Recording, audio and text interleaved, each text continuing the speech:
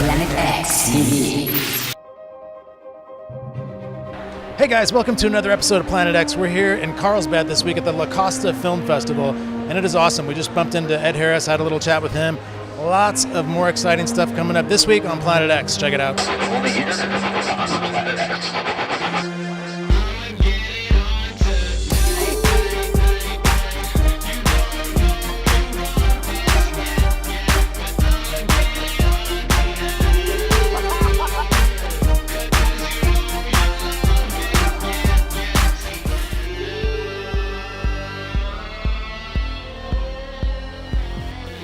Planet X is brought to you by Super Shuttle, the official transportation partner for Planet X TV.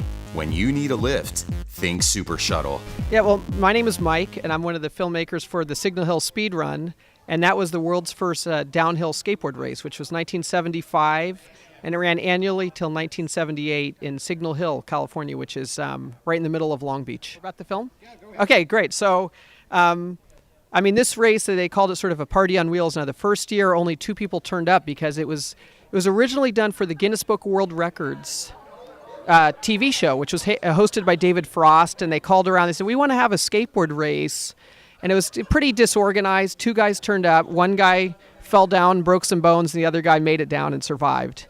And the next year, everyone said, wait a second, I didn't know about this race. So every year it grew.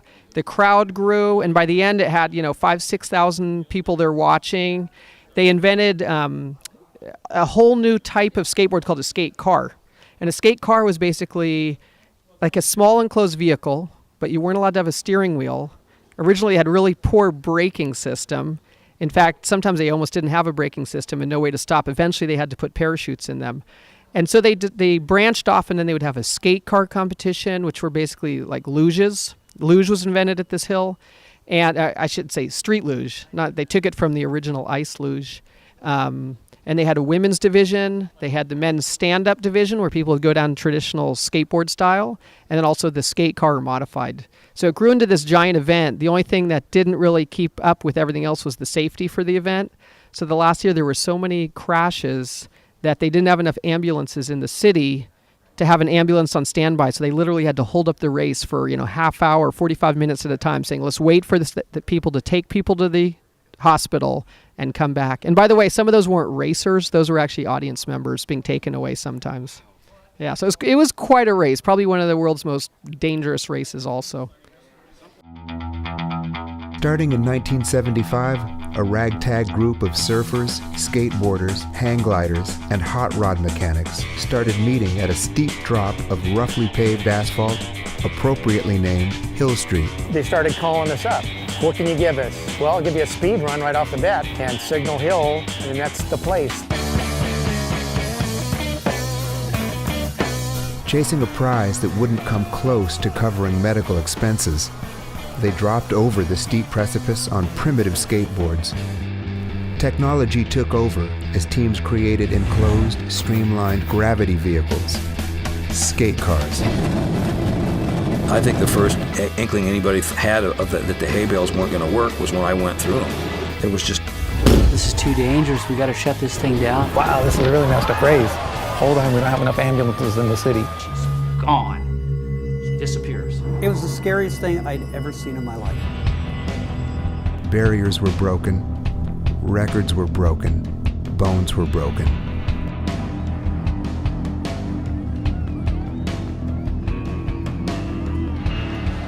All right, Couch Monkeys, you guys stay put. I'm going to go get some ice cream and popcorn. We'll be back with more Planet X right after this.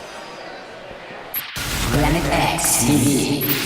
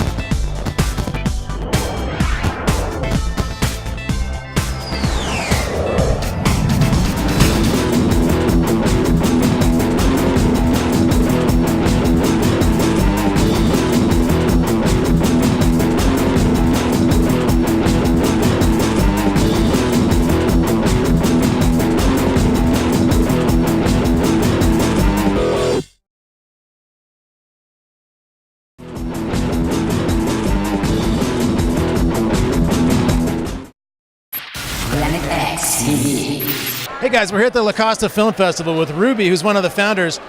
And what's going on here? One of the things that was inspiring to us is we're sports members at La Costa Resort and Spa. We've been sports members for about 14 years. And there was a lot of connection with old Hollywood with the La Costa Resort. And they used to have all these pictures of old movie stars. And my husband one day said, wouldn't it be nice to bring that old Hollywood romance back? Fast forward a little bit, we did a little research, and we did have a film festival here in San Diego. And the more we dove into it, we realized there's a ton of talent in Carlsbad and North County and Encinitas. It's amazing. And the more people we talked about is, yes, you should do it. And here we are 2 years later, and we have a great program. We do focus on sports, so we have a third of our films are sports-related content. And that's how MSM comes in as well, because they do a lot of sports content. They had read about us and put a call, and they're excited to help us grow the film festival as well. And with the support of the resort, we're really excited. We have two films that now, this is the second year. We've started out with H2 Indo, which is a stand-up paddling movie, kind of explaining the evolution of the sport with 7 key athletes that have really driven the sport to where it is today.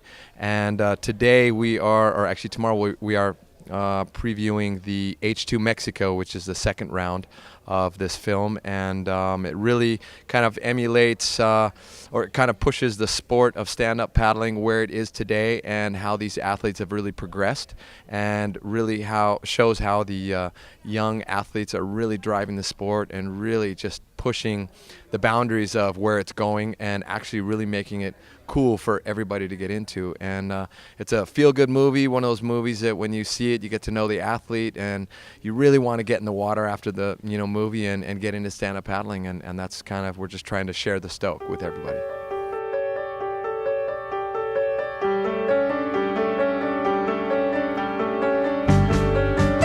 It takes a lot to give your life to something that might not make you rich in terms of money, but makes you rich in terms of experience. Today I wake, I hope and pray for better weather. These guys are obsessed with those experiences. And what tomorrow brings, I'm hoping it's good or better. These guys would argue that experiences are worth a whole lot more than money. The clouds up in the sky still collide, still be there tonight.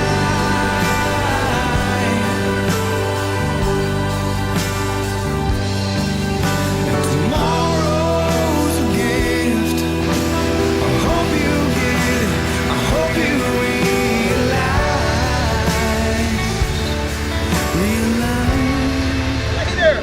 You've grown up a little bit. Oh, the whole gang's here. He looks like the Grim Reaper back there. Take your hood off, Jamie. You're scaring the kids. These guys have dedicated their lives to this sport. They care about its future. They care about leading this sport in the right direction. They care about each other. But mostly they care about chasing the wave. Where is it? And how are they going to ride another one? This stand-up paddling adventure takes us to waves so remote, they probably have never been supped before.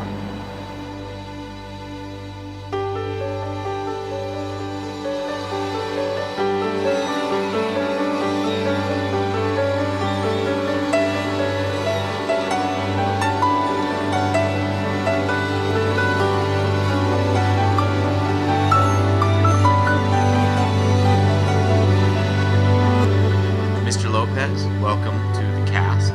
Do you think you can still keep up with these guys? Geez, are you kidding?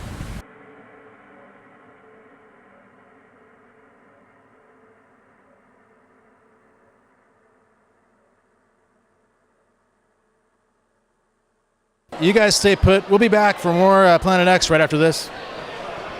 Planet X TV.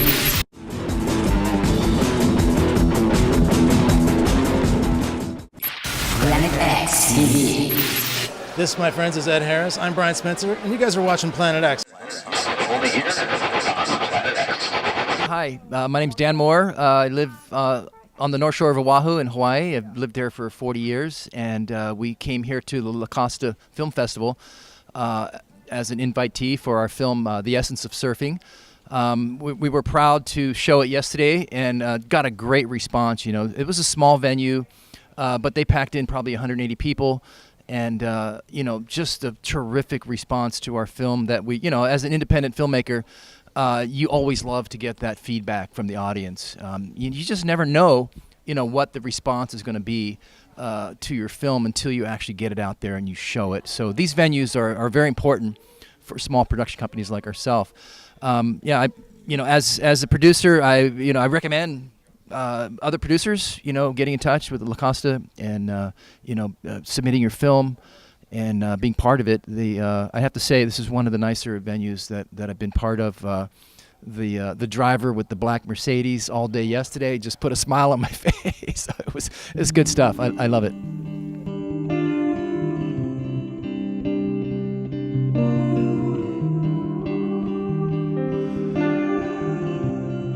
Any surfer can relate to being very appreciative of the lifestyle that it affords you. Whether you're a professional or just doing it for the love of it, I think it really enriches your life. It doesn't matter how good you are. When you are surfing, you feel like $1 million. And it's still as addicting as it was the first day and my first memories of it.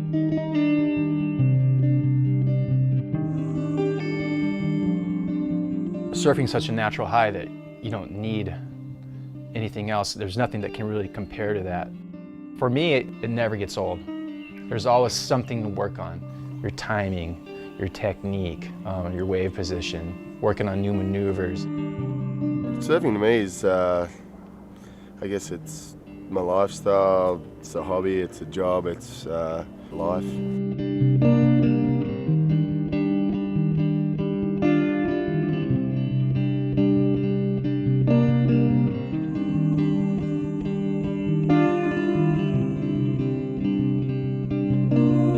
I spent a lifetime chasing giant surf.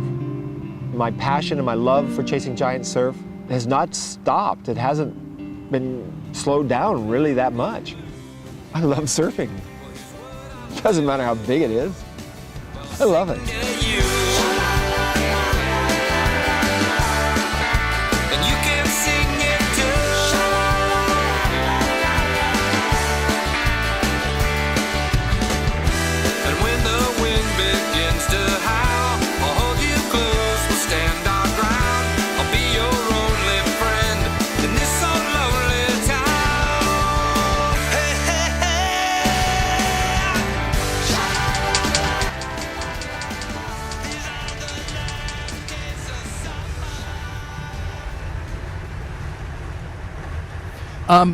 A great story about some very vintage footage. There was one of the original cinematographers on the North Shore between the years of 1957 and 1962. His name was Val Valentine, and he passed away. And his wife had a house right on the beach at Sunset Beach, and he left all of his vintage 16mm negatives up in the attic. For 20 years, nobody found it, and then it was stumbled upon, and these guys, you know, ended up with it, and we were fortunate enough to be able to view it. I wanted to purchase it, but it was just out of our budget. But we were able to use a small portion of it. We were able to go through it and pick out the best shots, and we ended up doing a monthly show. We have a monthly TV show out of Hawaii. It's called Soul Surfers, and we produce a show every month. It airs on Time Warner there in Hawaii. And so we did a show on a guy that has been passed for 30 years and using his footage. It was a challenge, but that was some of the oldest vintage footage that we had the pleasure of working with. And it was in bad shape. I mean, old 16mm footage. It was all crackly, and but it depicted that era and those guys riding those vintage boards, and the waves were just amazing. So, you know, it was a good story. We'll be right back with more action right here on Planet X. Stick around. Planet X TV.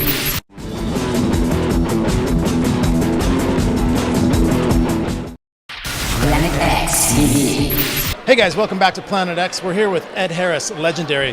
533 films. Amazing. Getting close to that. Just teasing, of course. But you played a little football in high school.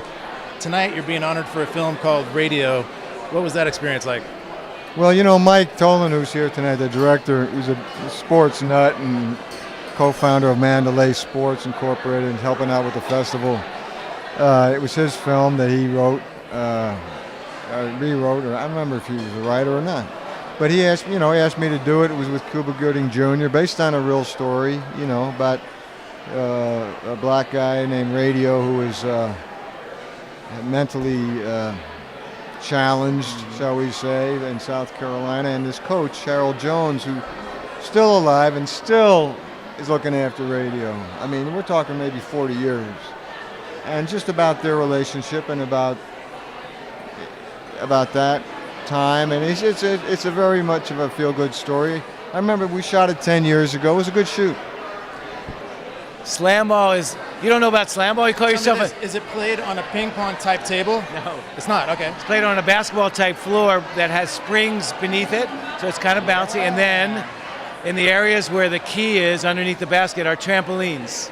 On Planet X, we love bouncy things. You're gonna love this. Yeah. Dude, how do you not know it? You should be embarrassed a little bit. I'm embarrassed. You know why? Because I actually have a company that builds big-ass pogo sticks. Okay, I gotta put you together with my partners. We're going to China. We're having a big tournament, 5,000-seat arenas.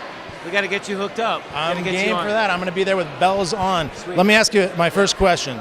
Can you give me tickets to the Golden State Warriors versus the Lakers in the Western Conference Finals this year? That'll be 2042. Is that what you mean? Yes. Yeah, 40. I'll take it. 42, I'll take it. Golden State Warriors are going to be in the finals a lot sooner than. And by the way, my partner Peter is a part owner, but I'm not, so I'm objective. I'm actually from Philly. I'm a Sixer fan. But let's be real. The Lakers got a long way back. Hey, they got a long way back, but Kobe, one word. That's my point. They got to get into the post-Kobe era, right?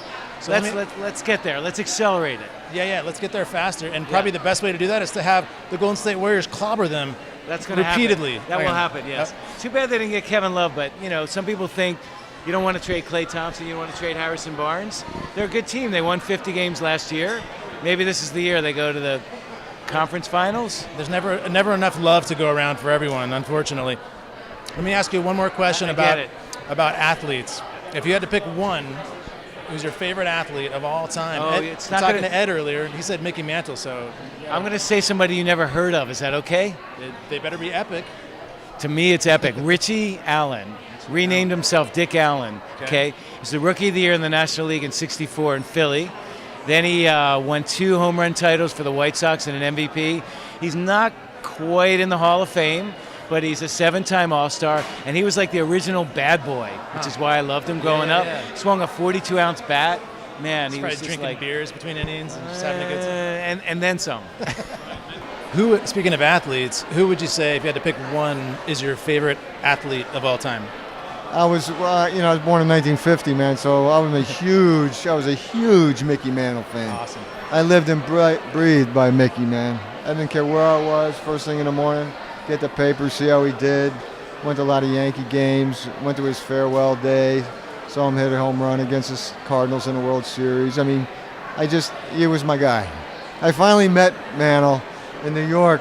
He was retired, had been for some years. It was a couple years. 3 or 4 years before he passed away, and I forget the hotel on the Fifth Avenue or Park Avenue, and the Yanks were there for some reason, and I walked over, I said, I got to say hi to Mickey, man. So I said, Mr. Mantle, my name is Ed Harris. I'm just a huge fan. I just want to say hi. And he looked at me and goes, I don't like you. You weren't nice to Patsy Cline. As I played Charlie Dick in a Patsy Cline film. He recognized that. That is awesome. I said, Mickey, I was a character I was playing. You know what I mean? It's like, I wasn't sure if he really knew I was like not that guy. You know what I mean? Yeah. What's going on with Mandalay these days? A lot, man. What isn't going on? All good stuff. No, we're having a lot of fun. We're doing a Kareem doc for HBO. We're doing a new series called Sin City Saints for Yahoo, 8 half-hour comedies about a fictional NBA team in Las Vegas. Awesome. Come out there. We're having a good time. We'll be in Vegas in October. We'll check it out for sure. We're doing a lot of digital stuff, AOL, Xbox. Speaking of Xbox and sort of the gaming generation, one of the things, our audience is mostly kids that do action sports. Right. Talk about action sports for a second. Back to slam ball. Back to slam ball. It's full circle. Yeah. What do you think is the future of action sports? Do you think it'll ever eclipse the mainstream sports? I do not, but it's. I'm an old school guy. I'm kind of a dinosaur. That will be transcended. We used to say slam ball to basketball is like MMA is to boxing, right? Boom. Yeah, it's just going to take a few more minutes, and it's a whole other full contact. Yeah. No, but it's great. My kid is sort of straddles the fence between old stick and ball and action sports. So, like, I love it. Well, we'll cover some slam ball for sure. That's Mike Tolan. I'm Brian Spencer. You guys are watching Planet X. We'll be right back after this. Planet X TV.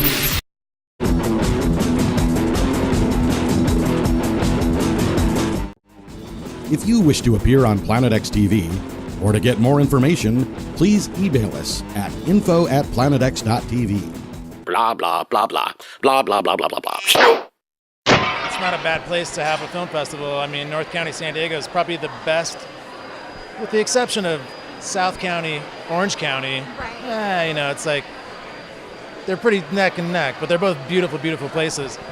What about adding something for kids? There's so many young kids. There's a lot of kids that watch our show. Yes. What about something like that? Well, we have family-friendly films. Like, for instance, we have 2 free films at the Ruby G. Shulman. One is H2 Mexico, produced by Brent Deal. Surfing action. Surfing action. So we've got that. What about kids as filmmakers? Well, we are going to try to grow that segment, so we're not quite there yet. So it's definitely in our blueprint, but with the second year, we want to take on what we can do right. Well, we're going to check out one of these great films right now on Planet X. Stick around for that, and we'll be back with more right after this. These old airplanes were considered junk. Because of Cole Palin, people started looking at these things in a different light, and it's not junk, it's history. You've taken the pilot and turned him or her into a computer technician. I lost the reason that I got into aviation. And then one day, I met some of the guys here. I said, I hear you need pilots. And the romantic part of aviation came back. It's about stepping back in time and actually feeling what it was like to fly back then.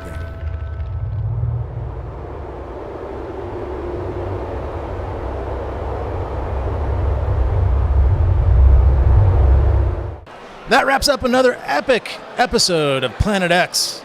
Come back next week for more action. Planet X is brought to you by Super Shuttle, the official transportation partner for Planet X TV. When you need a lift, think Super Shuttle.